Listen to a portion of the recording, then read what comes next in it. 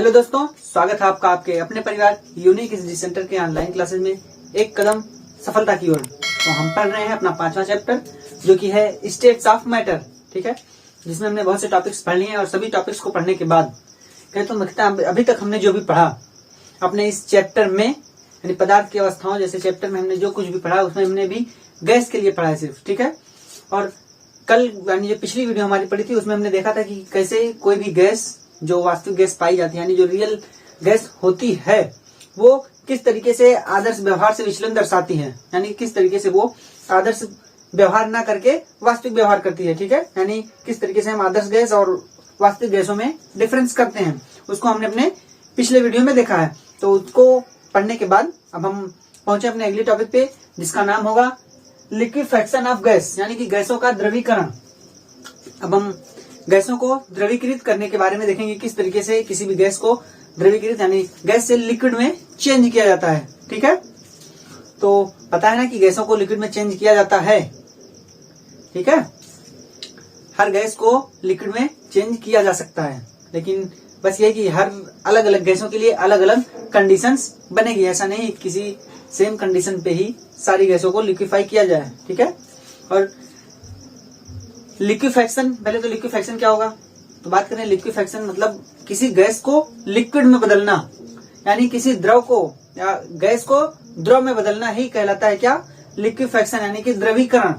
ठीक है, तो बात करें ये हम लोग गैस में अभी तक कितनी चीजों के बारे में पढ़े थे। गैस में हमने देखा कौन कौन सी चीजें, हमने प्रेशर देखा, हमने देखा टेम्परेचर, हमने देखा देखिए हमने प्रेशर देखा, हमने देखा टेम्परेचर, हमने देखा वॉल्यूम। ठीक है, इन सब में हमने रिलेशंस देखे हैं, जैसे बॉयल का नियम हमने देखा, हमने चार्ल्स का नियम देखा, गैल्साक्स का नियम देखा। ठीक है, हमने एवोगाड्रो का नियम देखा, हमने सब में इनमें रिलेशंस देखा। ठीक है, लेकिन बात करें तो इन तीनों में कौन सा ऐसा रिलेशन होगा जो गैस और लिक्विड, क्योंकि अब हम गैस के लिक्विड में चल रहे हैं ना, तो हमको दोनों को लेके चलना पड़ेगा। तभी तो अगर हम दोनों को लेके नहीं चलेंगे तो हम कैसे गैस को लिक्विड में बदलेंगे। इसलिए हमको दोनों को साथ में लेकर चलना पड़ेगा जिससे कि हम गैस को लिक्विड में बदल सकें। ठीक है, तो इन तीनों में रिलेशन सबसे पहले देखा था थॉमस एंड्रयूज ने, और इन्होंने बताया था, किसने देखा था, थॉमस एंड्रयूज ने।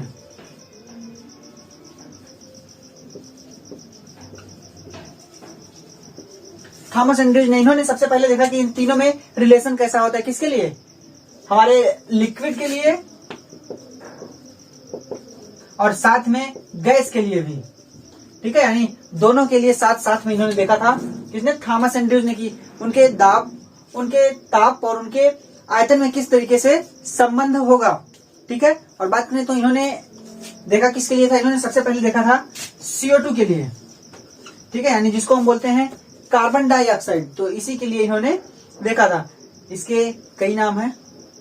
ठीक है, तो इसी के लिए थॉमस एंड्रयूज ने देखा था कि किस तरीके से, और इन्होंने एक कहें तो आइसोथर्म, ढेर सारे आइसोथर्म्स भी दिए थे। आइसोथर्म्स मतलब क्या होता है, समतापी वक्र।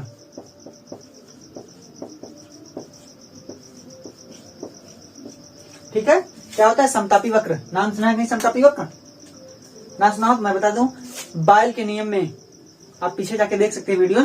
बायल के नियम में हमने आइसोथर्म्स के बारे में जाना था कि आइसोथर्म्स क्या होते हैं।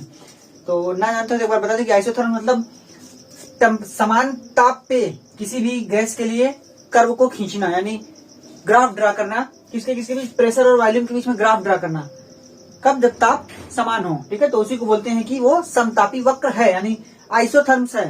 तो थॉमस एंड्रयूज ने CO2 के लिए सबसे पहले ये देखा, और बाद में जिस तरीके से CO2 यानी कार्बन डाइऑक्साइड व्यवहार कर रही थी, उसका वॉल्यूम उसका प्रेशर के साथ जिस तरीके से व्यवहार कर रहा था, बाद में देखा गया कि सभी भी रियल गैसें यानी जो भी रियल गैसें पाई जाती हैं वो सब इसी तरीके से व्यवहार करती हैं कार्बन डाइऑक्साइड की तरह। और जब इन्होंने थॉमस एंड्रयूज ने देखा और भी कर्व खींचे, यानी एक ही टेम्परेचर पे नहीं, अलग अलग कई ढेर सारे आइसोथर्म्स दिए, यानी कई समतापी वक्र दिए, कोई डिफरेंट टेम्परेचर पे, कोई दूसरे टेम्परेचर पे, कोई अलग टेम्परेचर पे।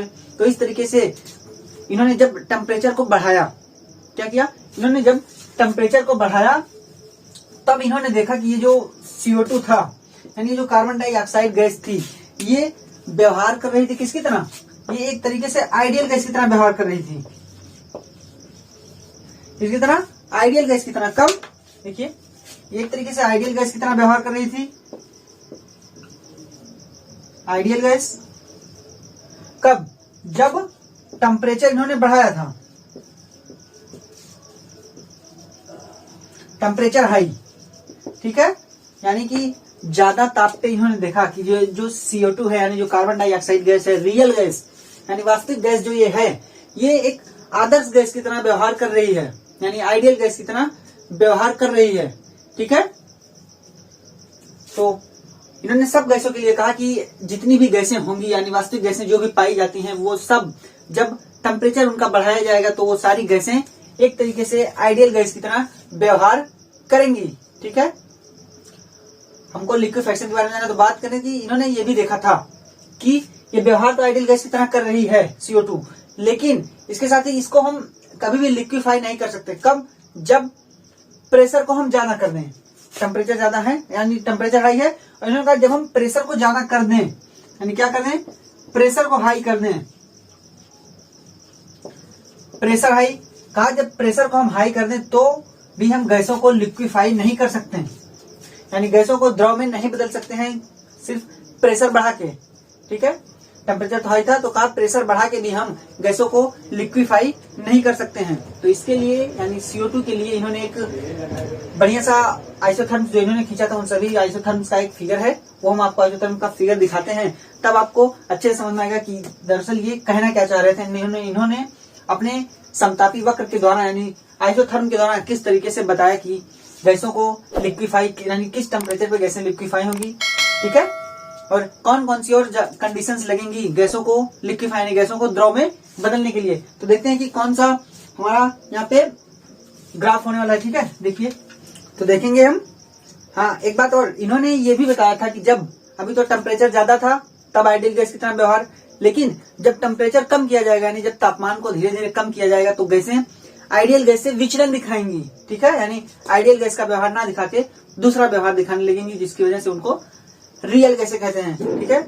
तो आप अब ये वक्र देख सकते हैं, ग्राफ, ठीक है, जो कि खींचा गया है। वर्टिकल लाइन पे प्रेशर है और क्षैतिज लाइन पे है वॉल्यूम अर्थात आयतन और ऊपर दाब, ठीक है, जिसमें आप देख सकते हैं आयतन में देखिए तो इस साइड में V3 है, उसके बाद V2, उसके बाद बीच में VC लिखा गया, अभी बताएंगे कि सिंबल क्या बता रहा है, और उसके आगे है V1 यानी कि शुरुआत यहाँ से पॉइंट A पॉइंट F यहाँ से शुरुआत होगी, और इधर देखिए खड़ी वाली रेखा पे P1 है, नीचे P2, उसके बाद फिर है 73 लिखा गया है PC, और उसके ऊपर है P3 यानी कि प्रेशर तीसरा पॉइंट है, ठीक। और देख रहे हैं आप अलग अलग ग्राफ खींचा गया। पहला जो ऊपर वाला लाल वाला ऊपर वाला ग्राफ दिख रहा है यानी वो ऊपर वाला आइसोथर्म दिख रहा है, वो है 50 डिग्री सेल्सियस पे यानी 50 डिग्री टेम्परेचर सेल्सियस पे। देखिए टेम्परेचर यानी कहें तो ये लिखा गया है जो वो एब्सोल्यूट टेम्परेचर नहीं है, ठीक है, नॉर्मल टेम्परेचर जिसको डिग्री सेल्सियस में लिखा गया है। उसके बाद का कर्व है 31.1 डिग्री सेल्सियस में यानी 31.1 डिग्री सेल्सियस, और उसके नीचे का ग्राफ खींचा गया है 30.98 यानी 30.98 डिग्री सेल्सियस पे, ठीक है, जिसके नीचे TC लिखा गया है, जिसको हम बोलते हैं कि वो क्रिटिकल टेम्परेचर है। और उसके बाद देखिए पॉइंट C पे देखिए 21.5 डिग्री सेल्सियस लिखा गया है, और उसके नीचे जाएंगे तो 13.1 यानी 13.1 डिग्री सेल्सियस लिखा गया है। इसमें आप ढेर सारे पॉइंट्स भी देख रहे हैं, A है, B है, C है, D पॉइंट है, E पॉइंट है, F पॉइंट है, G है, H है, ठीक है, इतने सारे पॉइंट्स इसमें बने हुए हैं, और ये है isotherms of carbon dioxide at various temperature, ठीक।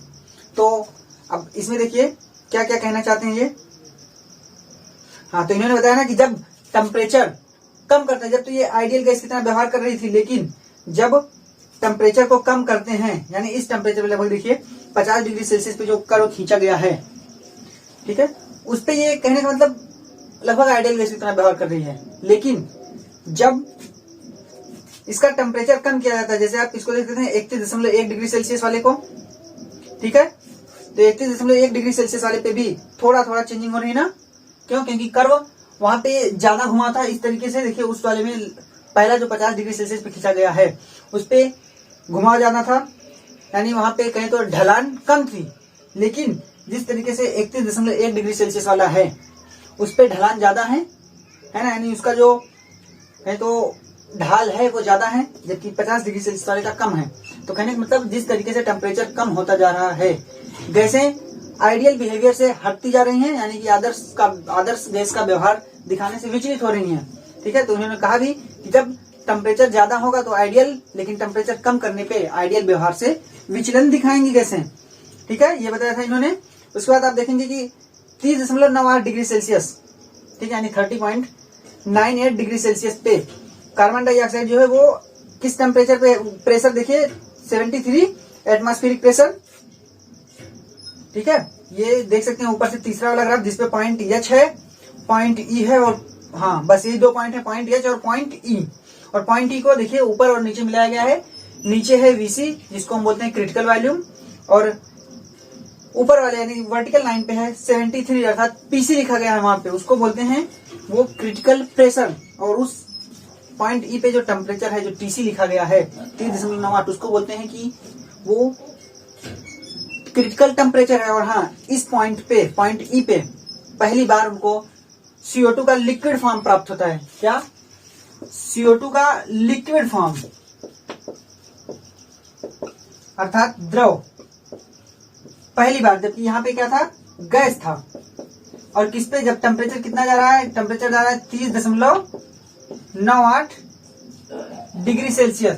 ठीक है, तब पहली बार इन्होंने देखा कि इस टाइम फर्स्ट टाइम ये जो CO2 था गैस, वो फर्स्ट टाइम दिखा रहा है द्रव, यानी पहली बार वहां पे द्रव को देखा गया कि यहाँ पे ये द्रव है। ठीक है, और देखिए तो इसी पॉइंट को, यानी इस 30 डिग्री टेम्परेचर को इन्होंने नाम दिया कि इसी को हम बोलते हैं क्रिटिकल टेम्परेचर। क्या कहते हैं? इसी को बोलते हैं क्रिटिकल टेम्परेचर। देखिए क्रिटिकल टेम्परेचर, क्रिटिकल टेम्परेचर जिसको सिंबल से दिखाया जाता है TC से। ठीक है, यानी क्रांतिक ताप इसको बोलते हैं।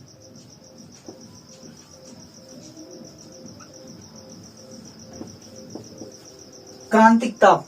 ठीक है, तो अब सिंबल समझ में आया कि क्रांतिक ताप यानी TC क्या बता रहा है, क्या है TC यानी कि क्रिटिकल टेम्परेचर।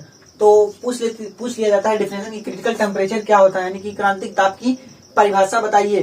तो कहेंगे कि, और हाँ, ये इतना हाई टेम्परेचर, यानी ये सबसे महत्तम टेम्परेचर है जिसपे कार्बन डाइऑक्साइड द्रव के रूप में प्राप्त हो रहा है। ठीक है, ठीक, तो ये सबसे हाईएस्ट टेम्परेचर है जिसपे CO2 द्रव के रूप में प्राप्त हो रहा है। इसके ऊपर जाने पे ये गैस के रूप में आएगा, यानी जब इस टेम्परेचर के ऊपर हम जाएंगे 30.98 से ज्यादा करेंगे तब वो गैस बन जाएगा, जो कि आप कर्व से भी यानी ग्राफ से भी देख सकते हैं कि जब ग्राफ खींचा गया 31.1 पे तब वो गैस की तरह व्यवहार कर रहा है। ठीक है, लेकिन यहाँ पे ये एक लिक्विड की तरह व्यवहार कर रहा है जब पॉइंट ई पे है। तो इस टेम्परेचर को बोलते हैं क्रिटिकल टेम्परेचर। तो हम कह सकते हैं the temperature at which liquid is formed, यानी लिक्विड इज ऑब्जर्व्ड। तो उस टेम्परेचर को बोलेंगे वो क्रिटिकल टेम्परेचर यानी क्रांतिक ताप है। ठीक है, और वही बताया कि इससे ज्यादा जो टेम्परेचर होगा तो वो एक गैस के रूप में रहेगा। तो हम कह सकते हैं कि यहां से 2 और डिफिनेशंस निकल के आती हैं, क्रिटिकल वॉल्यूम, एक क्रिटिकल प्रेशर। तो उसको भी देख लेते हैं क्या होता है क्रिटिकल वॉल्यूम और क्रिटिकल प्रेशर क्या होता है।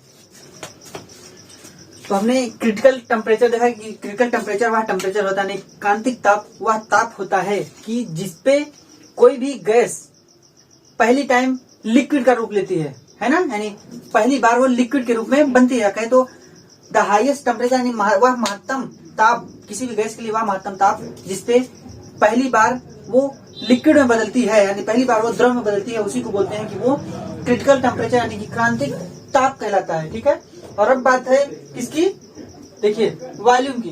तो volume of 1 mole of A gas at critical temperature, हमने बताया क्रिटिकल टेम्परेचर पे ही देख रहे हैं ना। तो क्रिटिकल टेम्परेचर पे जो वॉल्यूम होगा किसका, किसी भी गैस का 1 मोल ऑफ गैस, तो किसी भी गैस के 1 मोल का क्रिटिकल टेम्परेचर यानी क्रांतिक ताप पे जो वॉल्यूम होगा उसी को बोलेंगे कि वो क्रिटिकल वॉल्यूम यानी क्रांतिक आयतन है। और इसी तरीके से उस टाइम जो प्रेशर होगा उसको बोलेंगे हम क्रिटिकल प्रेशर यानी कि टीसी। सिंबल देख लीजिएगा सबकी, क्रिटिकल टेम्परेचर का टीसी, क्रिटिकल वॉल्यूम का वीसी और क्रिटिकल प्रेशर का पीसी। तो कह सकते हैं कि the volume of 1 mole of A gas at critical temperature TC is called critical volume and at this stage the pressure also called critical pressure यानी कि पीसी, जिसको हम बोलते हैं क्रांतिक दाब। तो ये 3 पॉइंट हैं, कौन कौन से? एक क्रांतिक ताप, दूसरा क्रांतिक आयतन और तीसरा है क्रांतिक प्रेशर यानी क्रांतिक दाब। तो इन तीनों को साथ में कह दिया जाता है कि ये क्रिटिकल कांस्टेंट हैं। क्या है देखिए, कौन कौन से? एक टीसी जिसको क्रिटिकल प्रेशर बोलते हैं, दूसरा वीसी जिसको क्रिटिकल वॉल्यूम और तीसरा पीसी जिसको हम बोलते हैं कि ये है हमारा क्या, इसको हम बोलते हैं क्रिटिकल प्रेशर। तो इन तीनों को साथ में कह जाता है ये क्रिटिकल कांस्टेंट हैं।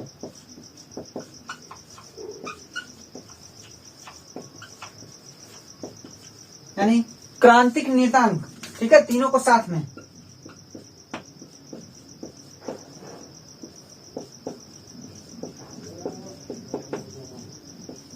तीनों को साथ में कह दिया जाता है कि ये तीनों क्रांतिक ताप या कहे तो क्रांतिक नियतांक है यानी क्रिटिकल कांस्टेंट तीनों को, ठीक है। तो इसके लिए देखिए जो CO2 लिया गया है ग्राफ में आप देख सकते हैं, CO2 के लिए सबके वैल्यूज देख लीजिए। CO2 के लिए टीसी कितना है यानी क्रिटिकल टेम्परेचर कितना है, देखिए C2 के लिए, इसके लिए क्रिटिकल टेम्परेचर है 30.98 डिग्री सेल्सियस। कितना? 30.98 डिग्री सेल्सियस, ठीक है। इसका प्रेशर कितना है? पीसी है 73rd एटमॉस्फेरिक, ठीक है, 73 एटमॉस्फेरिक प्रेशर है ना, एटीएम, ठीक है। तो वॉल्यूम जो भी होगा 1 मोल का वो होगा क्रिटिकल वॉल्यूम। और ये सब आप देख रहे हैं, ये कर्व दिखाया गया जिसमें पॉइंट H और E है, ठीक है।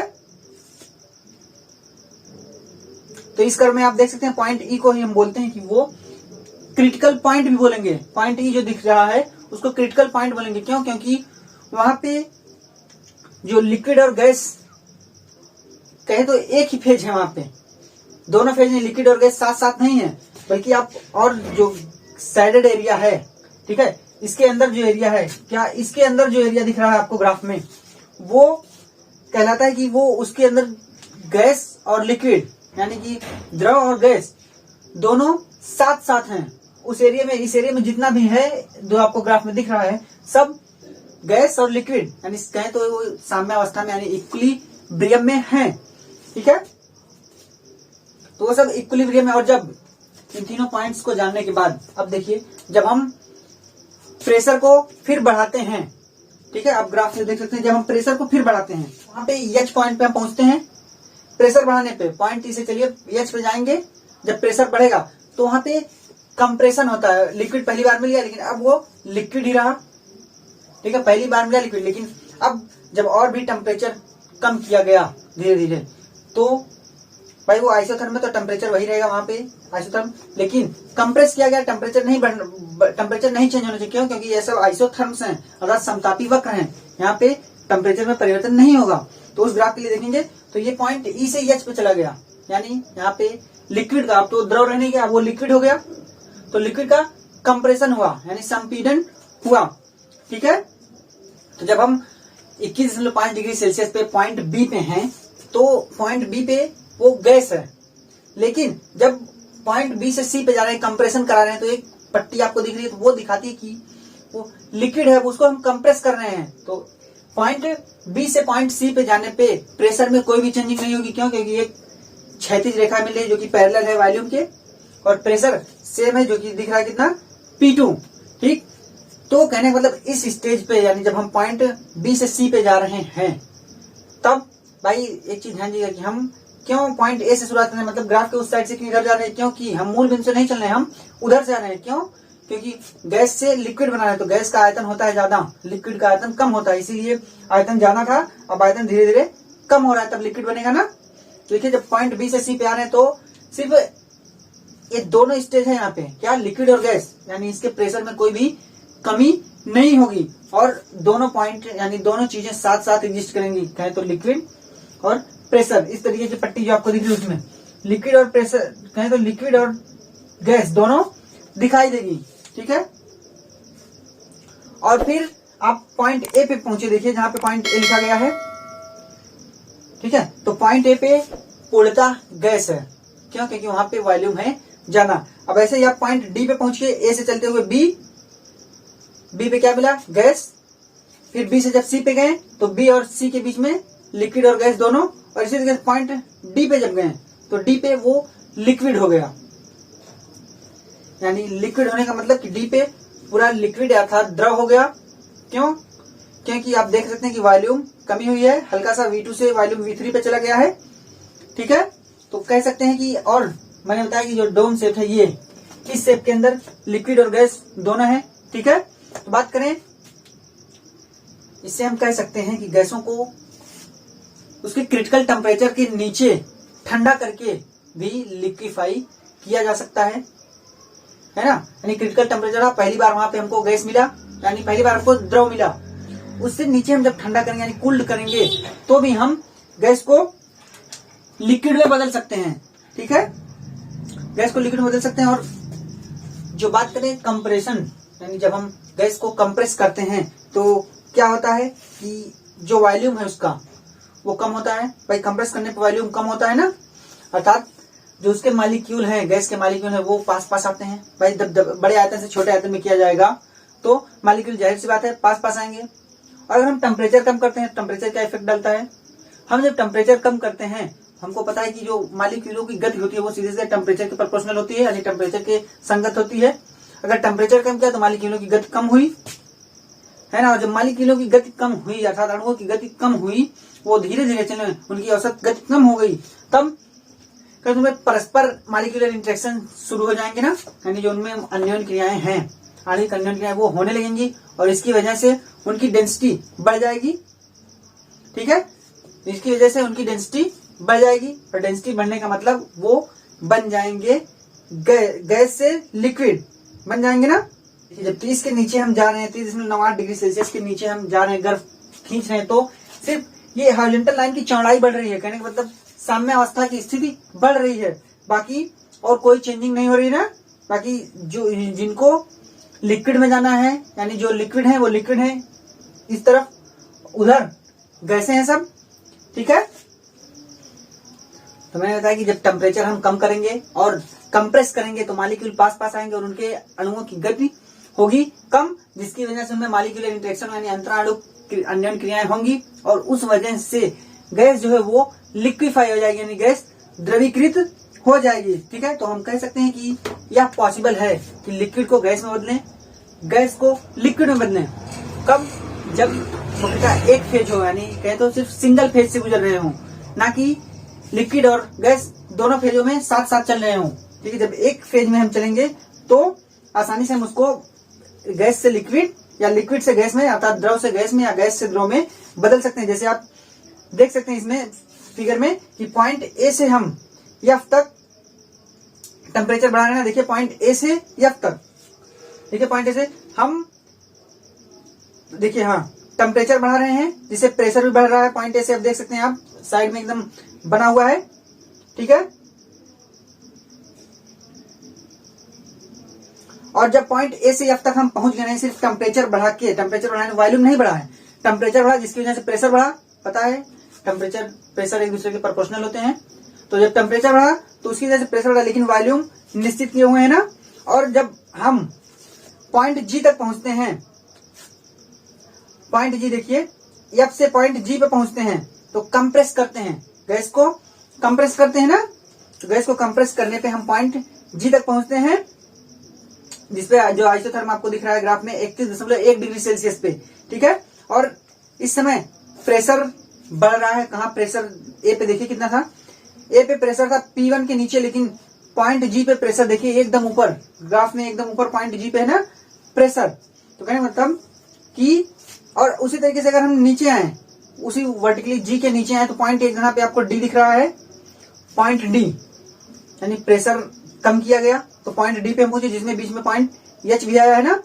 तो कहने मतलब तो आप देखेंगे जब हम पॉइंट जी से पॉइंट डी पे आ रहे हैं तो वहां पे हमको एक क्रिटिकल पॉइंट एच मिल रहा है जो कि किस पे है, क्रिटिकल कर्व पे है, यानी क्रिटिकल कर्व पे अर्थात क्रांतिक ग्राफ पे, क्रांतिक वक्र पे है ना, जो कि जहां पे हमको पॉइंट मिल रहा है, इसलिए उसको बोलते हैं कि वो क्रिटिकल टेम्परेचर है अर्थात क्रिटिकल पॉइंट है। तो कहने मतलब उस कर्व को बोलेंगे क्रिटिकल कर्व। तो उसी पे हमको पॉइंट एच मिल रहा है, तो जैसे ही हम जी से एच पे पहुंचेंगे वहीं से हमको द्रव का मिलना जारी हो जाएगा, जिससे कि पॉइंट डी तक आते आते हमको पूरा द्रव मिल जाएगा। तो हम कह सकते हैं कि वहां पे गैस लिक्विड में बदल गई।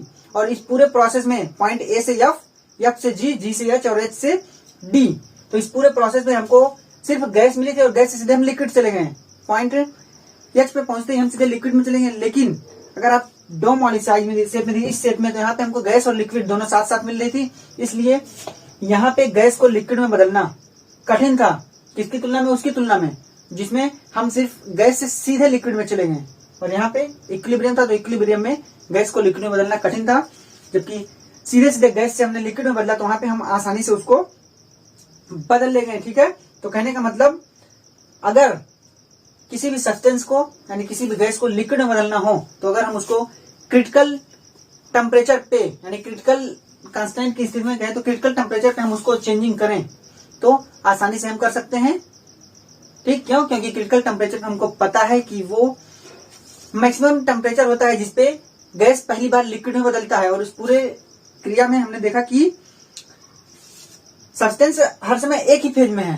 ठीक है, यानी क्रिटिकल टेम्परेचर पे सब्सटेंस यानी जो पदार्थ है, गैस है, वो एक ही स्टेज में है और उसी में वो लिक्विड में चेंज हो रहा है। ठीक है, और बात करें तो इस जो बीच में हमको लिक्विड और गैस दोनों साथ साथ मिले हैं, ये साथ साथ चलता रहता है। गैसों को गैस लिक्विड में बदलते रहते हैं ना। ठीक है, तो इनको डिस्टिंग्विश यानी इनको अलग अलग पहचानने के लिए एक शब्द यूज किया जाता है। देखिए, एक शब्द यूज किया जाता है जिसको हम बोलते हैं फ्लूइड। देखिए, उसको हम बोलते हैं फ्लूइड अर्थात कि तरल। ठीक है, देखिए क्या बोलते हैं, बोलते हैं फ्लूइड, यानी कि जिसको हम बोलते हैं कि तरल। अर्थात जब तरल कह दिया जाए तो आप समझ सकते हैं कि वहां पे लिक्विड और गैस दोनों होने की संभावना है। ठीक है, लिक्विड और गैस दोनों होने की संभावना है। और आप कह सकते हैं कि लिक्विड, अगर मैं बताया कि लिक्विड जो होता है वो गैस की तुलना में ज्यादा डेंस होता है, तो कह सकते हैं कि लिक्विड को हम कहें तो वेरी डेंस गैस बोल सकते हैं, क्योंकि वही गैस के मॉलिक्यूल कम आयतन में डेंसिटी ज्यादा करके ही लिक्विड में बदले हैं। तो हम कह सकते हैं कि जो लिक्विड है वो वेरी डेंस गैस है। ठीक है, और आप ग्राफ से देख से कह सकते हैं कि अगर जब हम ग्राफ में इस शेप में चलते हैं नीचे से, तो यहाँ पे हमको दोनों फेज मिल रही है, लिक्विड और गैस दोनों। लेकिन जब हम पॉइंट यहाँ पे पहुंचते हैं पॉइंट टी पे, जो कि क्रिटिकल पॉइंट है, तो वहां पे इन दोनों के बीच में जो एक परत थी जो दिखा रही थी कि हाँ कौन सा लिक्विड है कौन सा गैस है, वो परत यहाँ पे खत्म हो जाती है, छील हो जाती है। ठीक है, तो यहाँ पे हमको सिर्फ एक ही मिलती है, क्या?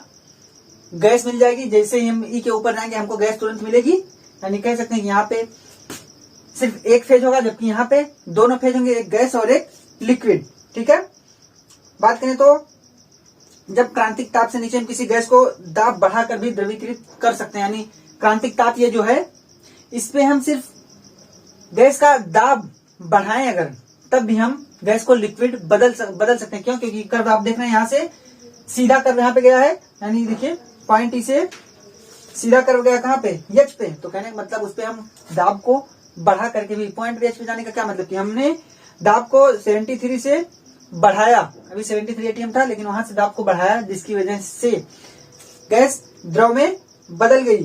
ठीक है, तो इस पूरी विधि को यानी इसको हम कहते हैं कि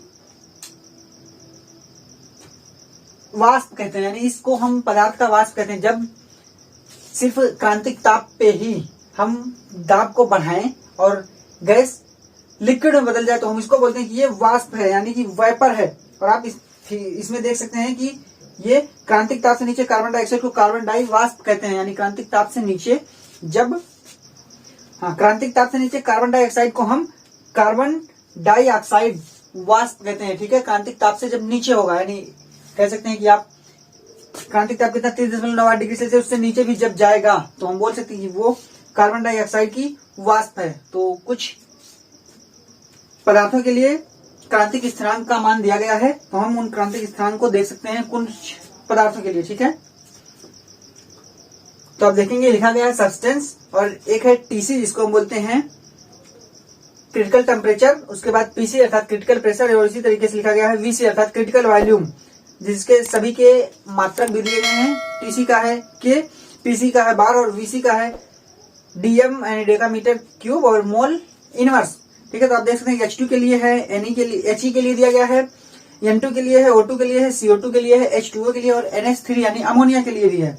तो आप देख सकते हैं सभी का मान अलग अलग है, टीसी का मान दूसरे वाले कॉलम में और इसी तरीके से पीसी और वीसी का, ठीक है। देख सकते हैं सब आप,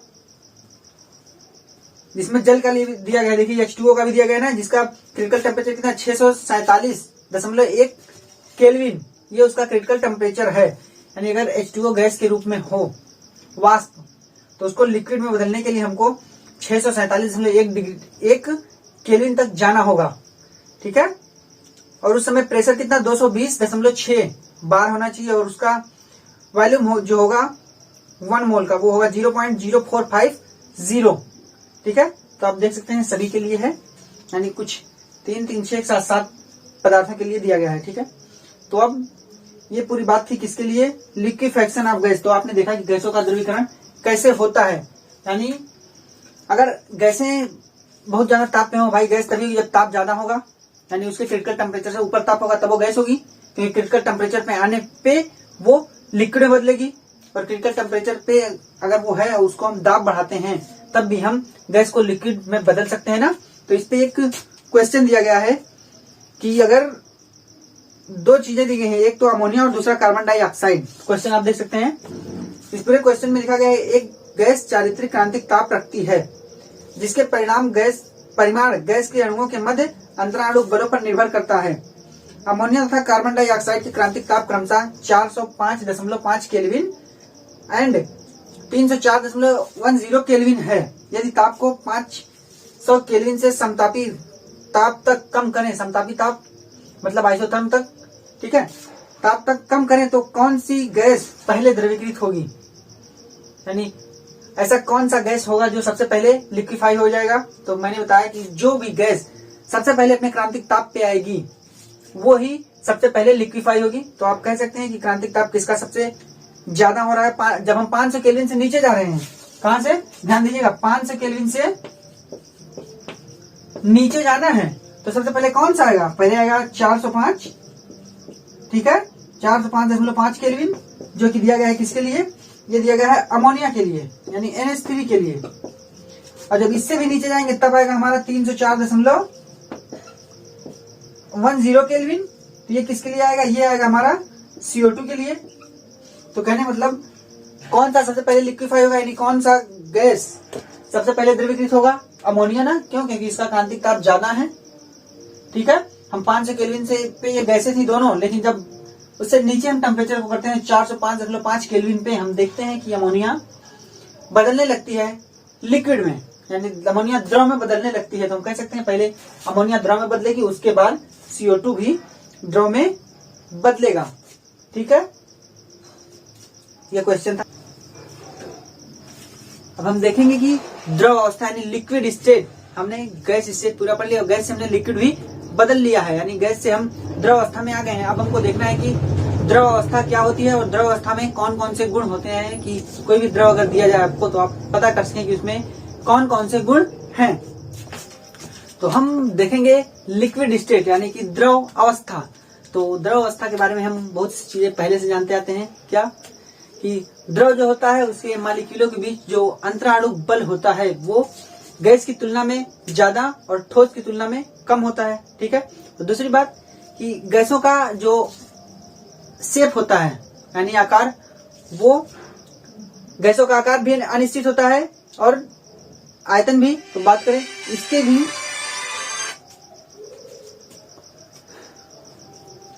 बात लिक्विड की करें तो द्रव अवस्था में हम देखते हैं कि उनका आकार अनिश्चित होता है लेकिन आयतन निश्चित होता है, ठीक है।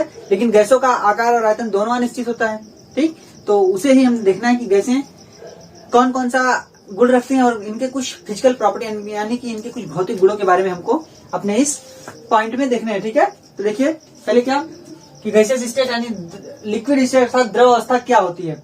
Intermolecular forces are stronger in liquid state.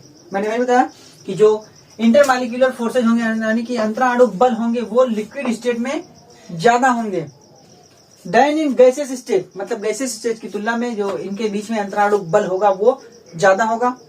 और देखिएगा at normal condition liquids are denser than gases, मतलब जब सामान्य शर्तें होंगी तब जो द्रव होंगे वो अधिक घन यानी उनका जो घनत्व होगा वो ज्यादा होगा किसकी तुलना में, गैसों की तुलना में। यानी गैसें कम डेंसर होंगे यानी कम घनत्व वाले होंगे जबकि लिक्विड ज्यादा घनत्व वाले होंगे। ठीक है, और क्या द एम्प्टी मीन्स मतलब इसका मतलब कि the empty space between molecules is very little. इससे हम समझ सकते हैं कि डेंसर और कम डेंसर का मतलब कि जो एम्प्टी स्पेस होगा मॉलिक्यूलों के बीच यानी जो खाली जगह होगी दो मॉलिक्यूलों के बीच लिक्विड के लिए वो कम होगी गैस की तुलना में। गैसों में जो दो मॉलिक्यूलों के बीच में डिस्टेंस था वो ज्यादा था लेकिन लिक्विड में वो डिस्टेंस कम होगा। ठीक है, इसीलिए लिक्विड डेंसर होंगे। ठीक है, और देखिए क्या liquids have definite volume but not definite shape. मैंने पहले बताया कि लिक्विड का वॉल्यूम डिफिनिट होता है, निश्चित होता है, जबकि उसका शेप अनिश्चित होता है। ठीक है, और बात करें तो लिक्विड में और भी प्रॉपर्टीज होती हैं। लिक्विड एक दूसरे के लिक्विड के मॉलिक्यूल यानी द्रव के मॉलिक्यूल एक दूसरे के ऊपर से बह सकते हैं। ठीक है, यानी मूव कर सकते हैं। भाई हम देखते हैं ना पानी ऐसे फेंक दीजिए तो मूव करते हुए चला जाता है कुछ दूरी तक। तो कहने का मतलब जो द्रव के मॉलिक्यूल होते हैं यानी द्रव के अणु जो होते हैं वो एक दूसरे के ऊपर चल सकते हैं जिसकी वजह से गैस फ्लो होती है यानी गैस का बहाव यानी कि जिसकी वजह से द्रव का बहाव होता है, द्रव बहती है। ठीक है, और बात करें तो हम द्रव को उड़ेल सकते हैं। ठीक, तो ऐसी ही कुछ बातें जो फिजिकल प्रॉपर्टीज और कुछ भी हैं वो फिजिकल प्रॉपर्टीज देखना है हमको ना। और वही होता है कि इनका शेप मान लिया जाता है कि जिस बर्तन में रखी जाए यानी जिस पात्र में रखे जाते हैं वैसा ही शेप लिक्विड का हो जाता है। ठीक है, तो इनकी कुछ 3 प्रॉपर्टीज हैं फिजिकल प्रॉपर्टी यानी भौतिक गुण हैं किसी भी लिक्विड के लिए। 3 भौतिक गुण हैं, देखिए कौन कौन से हैं। एक वाइपर प्रेशर, हमको देखना है कि वाष्प दाब क्या होता है। हमने पार्शियल प्रेशर देखा है लेकिन हमें वाष्प दाब देखना है। ठीक है, वाष्प दाब क्या होता है। फिर देखना है सरफेस टेंशन क्या होता है यानी कि जिसको हम बोलते हैं पृष्ठ तनाव। और इसी तरीके से हमको देखना है कि विस्कोसिटी क्या होती है यानी कि श्यानता। ये तीनों प्रॉपर्टीज किसके लिए हैं, लिक्विड के लिए। ठीक है, इस बात को ध्यान रखिए, ये तीनों प्रॉपर्टीज होती हैं लिक्विड के लिए। कौन कौन सी देखिए, एक वाष्प दाब, दूसरा पृष्ठ तनाव और तीसरा श्यानता। यानी इन तीनों प्रॉपर्टीज को हमको देखना है कि लिक्विड में ये तीनों प्रॉपर्टीज किस तरीके से एग्जिस्ट करती हैं और ये जो तीनों प्रॉपर्टीज हैं लिक्विड के लिए किन किन कंडीशंस में इनका व्यवहार किसी भी लिक्विड के लिए दूसरे तरीके का होता है यानी बदल सकता है। ठीक है, यानी कहे तो हम ऐसे कारकों के बारे में पढ़ेंगे यानी ऐसे फैक्टर्स के बारे में जानेंगे कि जो किसी भी लिक्विड की इन 3 प्रॉपर्टीज पे इफेक्ट डालते हैं यानी वाष्प दाब को बढ़ाते कराते हैं, पृष्ठ तनाव को कम जाना करते हैं या उसकी श्यानता को कम जाना करते हैं। ठीक है, तो हम इन बातों को अपने अगले वीडियो में देखेंगे। तो इस वीडियो में इतना ही, लेकिन उम्मीद है कि आपको ये वीडियो समझ में आई होगी। ठीक है, समझ में आई हो, और अगर आप हमारे चैनल पर नए हो तो चैनल को सब्सक्राइब कीजिए, वीडियो को लाइक कीजिए और पिछली वीडियोज ना देखें तो आप पीछे प्लेलिस्ट में जाकर के पूरी वीडियोज देख सकते हैं। तो चलिए मिलते हैं अपने अगले वीडियो में इन तीनों टॉपिक्स के साथ। तब तक के लिए धन्यवाद।